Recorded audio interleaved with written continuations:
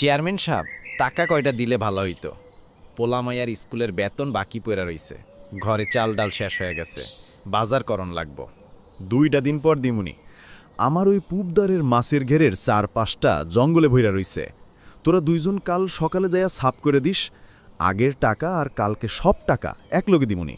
Chairman সাহেব, আইসকা না কালকা, কালকা না পরশু, এইভাবে কইরা মেলা দিন পার হয়ে গেছে। আসলে কি টাহাগুলো দিবেন, নাকি এইভাবে নাগরদোলার চরকির মতো ঘুরাইবেন? চেয়ারম্যান সাহেব, কালো ঠিকই কইছে।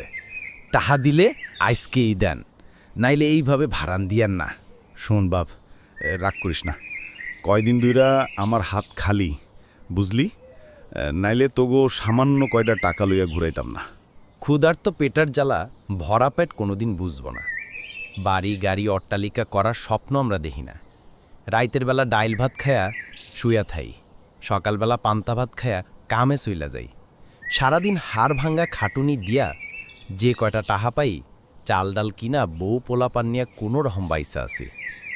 আমরা গরিব মানুষ, দিন আনি দিন খাই, জীবন পার কইরা দিলাম পরের গোলামি কইরা। ইচ্ছা আছে যত কষ্টই হোক পোলামায়ের লেখাপড়া করামো, তাগল ওসিলায় যদি গরিবের দিন ফিরে সেই আশাটুকু নিয়ে বাইসা আছি।